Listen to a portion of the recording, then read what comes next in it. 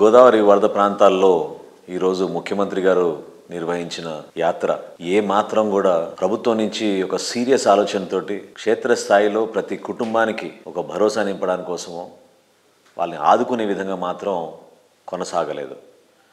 ఆశ్చర్యకరమైన విషయం ఏంటంటే ముఖ్యమంత్రి గారికి అందించాల్సిన సమాచారం అధికారులు చాలా అద్భుతంగా జరిగిపోయిన సేవా కార్యక్రమాలను చెప్తూనే ఉంటారు. కానీ క్షేత్రస్థాయిలో పర్యటించినప్పుడు సామాన్యులతోటి మీరు ఇష్టాగోష్ఠి కార్యక్రమం చేసినప్పుడు ఇద్దరిని దగ్గర తీసుకుని మీరు మాట్లాడినప్పుడు మీకు అర్థమవుతుంది ప్రభుత్వ పనితీరు ఏంటనేది. కానీ ఈరోజు అక్కడ జరిగింది ఏంటి, మొత్తం ఒక డ్రామా కంపెనీ లాగానే జరిగింది. కొంతమందికి ఐడి కార్డులు ఇచ్చి మీకు కావాల్సిన వాళ్ళని ముఖ్యమంత్రి దగ్గర నిలబెట్టి వాళ్ళే సమాధానం చెప్పేటట్టు ప్రభుత్వం అందించిన సహాయం వర్ణాతీతం చాలా గొప్పగా జరిగిందనే భావన ప్రజలకు అర్థమయ్యే విధంగా ఒక ప్రయత్నం వీళ్ళు చేసింది చాలా బాధాకరం. పి గన్నవరం నియోజకవర్గంలో, రాజోల్ నియోజకవర్గంలో జరిగిన నష్టం మామూలు విషయం కాదు. ఈ 5 జిల్లాల్లో కూడా 54 మండలాల్లో ఇంత పంట నష్టం. క్షేత్రస్థాయిలో పశువులు పాపం వాళ్ళు పడిన ఇబ్బందులు, సామాన్యులు రైతులు కూలి పనికి వెళ్ళే వాళ్ళు పడిన ఇబ్బందులు, చిన్నపిల్లలతో తల్లులు వాళ్ళు పడిన ఇబ్బందులు, వ్యవసాయ రంగమే కాకుండా ప్రత్యేకంగా అక్కడ జరిగిన పంట నష్టం, మరి ఉద్యాన పంటలు, వీటి గురించి మాట్లాడే నాదులు ఎవరు లేరు. ఇంకా విచిత్రం ఏంటంటే పశువులంట ముఖ్యమంత్రి గారు అందించిన సహాయం చూసి ఖచ్చితంగా వారికి నోరు లేదు కానీ లేకపోతే వాళ్ళు కూడా సంతోషంగా మెచ్చుకునేవారు. ఈ అంతకన్నా ఆశ్చర్యం ఏం కలిగిస్తుంది? వారం 10 రోజులు అక్కడ కనీసం పాల ఉత్పత్తి లేదు, పశువులకి మేత ఇచ్చిన వాళ్ళు ఎవరు లేరు. చాలామంది సహాయం అందించిన వ్యక్తులు ఇతర ప్రాంతాల నుంచి లారీల్లో తీసుకొచ్చి పశుగ్రాసం అందించారు. మరి జిల్లా యంత్రాంగం ఏమైంది?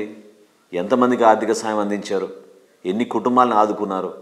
ఈ విషయాల గురించి ప్రస్తావించకుండా కేవలం ఇతరుల్ని విమర్శించడమే తప్ప ముఖ్యమంత్రి స్థాయి వ్యక్తి ఆ ప్రాంతాల్లో పర్యటించినప్పుడు జిల్లా మొత్తం ఒక మంచి కార్యక్రమం జరిగింది, ఆదుకున్నారు, సహాయం అందించారనే భావన మాత్రం ఎక్కడ కూడా మొదటి రోజు కలగలేదు.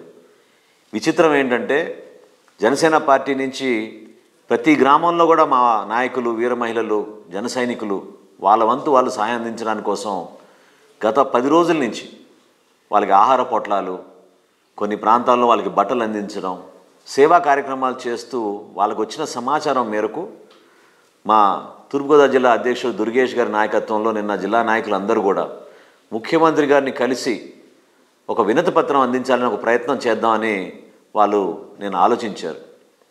10,000 రూపాయలు పొరుగు రాష్ట్రాల్లో ఇస్తున్నప్పుడు మన దగ్గర ఎందుకు మీరు 2,000 రూపాయలే ప్రకటించారు? అక్కడికన్నా ఇక్కడ ఎక్కువగా నష్టం జరిగింది. చాలా రోజులు కనీసం కరెంటు లేదు, ఇంట్లో ఉన్న సామాన్ అంతా కూడా తీసుకెళ్ళి బయటపడేసి వాళ్ళు పాపం ఎక్కడికి వెళ్ళాలో తెలియక రీహాబిలిటేషన్ సెంటర్లు నిండిపోయి కనీసం పిల్లలకి పాలు కూడా అందించలేని పరిస్థితిలో ఉన్నప్పుడు 2,000 రూపాయల ఆర్థిక సహాయం అనేది చాలా దుర్మార్గం.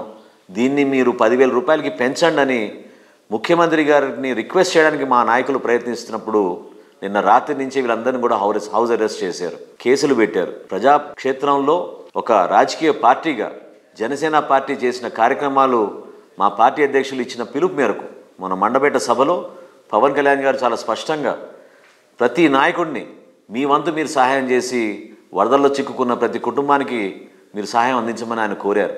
ఆ పిలుపు మేరకు క్షేత్రస్థాయిలో మా వాళ్ళంతా చక్కగా పనిచేసినప్పుడు పోలీస్ యంత్రాంగం, జిల్లా యంత్రాంగం నిన్న రాత్రి నుంచి ప్రతి చోట మా వాళ్ళని నిర్బంధించి ఈరోజు ఒక వైసీపీ శాసనసభ్యుడిని కనీసం మీరైనా ముఖ్యమంత్రి గారి దృష్టికి తీసుకెళ్ళి 10,000 రూపాయలు చేయించండి అని చెప్పి మా వీర మహిళలు ఆయన్ని రిక్వెస్ట్ చేసి వినతిపత్రం అందిస్తే ఆయన కూడా అవమానపరిచే విధంగా మాట్లాడితే అది చాలా బాధాకరం. మేము ఖండిస్తున్నాం దాన్ని.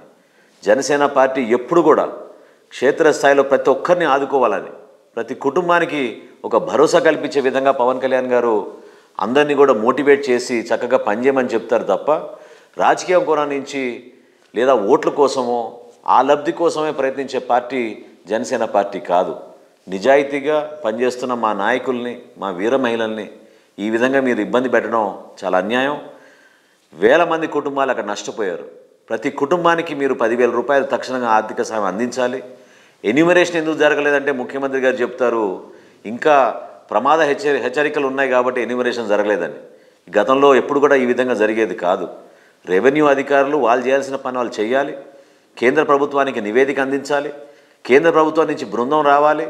ఇక్కడ వాస్తవంగా ఎన్ని వేల ఎకరాలు దెబ్బతినింది, ఎంతమందికి ప్రాణ నష్టం జరిగింది, పశువులు ఎంతమంది ఎన్ని పశువులకు మనం ప్రాణాలు కోల్పోయాయని అంచనా వేసుకుని దానికి అనుగుణంగా కేంద్రం నుంచి నిధులు వస్తాయి. అంతేగాని రాష్ట్ర ప్రభుత్వం ఈ విధంగా వ్యవహరించి తూతూ మంత్రంగా ముఖ్యమంత్రి అంటే ఈ విధంగా పనిచేస్తాడు, వారం తర్వాతే వస్తాడు వధ నష్టం జరిగినప్పుడు అని అంటే ఇది చాలా విచిత్రంగా అనిపించింది. క్షేత్రస్థాయిలో ప్రతి ఒక్కరు కూడా దయచేసి మన పార్టీ అధ్యక్షులు పిలుపు మేరకు మీ వంతు మీరు సహాయం అందించి అక్కడ ప్రతి కుటుంబాన్ని మీరు ఆదుకోండి. జనసేన పార్టీ ఎప్పుడు కూడా మీ వెంట ఉంటుంది, మీకు ఆ భరోసా కల్పిస్తుంది. ముఖ్యమంత్రి గారి పర్యటనకు నిరసనగా మా నాయకులు చేసిన ప్రయత్నం, ఆయనకి అందించాల్సిన వినతిపత్రం కూడా కనీసం తీసుకోలేని పరిస్థితిలో ఈ ప్రభుత్వం ఉంది. మేము దాన్ని ఖండిస్తున్నాం. ప్రజాస్వామ్యంలో ప్రతి ఒక్కరికి అవకాశం కల్పించాలి. ఒక రాజకీయ పార్టీగా తప్పకుండా మేము ముఖ్యమంత్రి గారి దృష్టికి తీసుకెళ్ళి ప్రతి కుటుంబానికి 10,000 రూపాయల ఆర్థిక సహాయం అందించమనేది మా డిమాండ్. దాన్ని మా వంతు మేము పార్టీ నుంచి బలంగా ఈ డిమాండ్ని ప్రభుత్వం దృష్టికి తీసుకెళ్తామని తెలుపుకుంటున్నాను.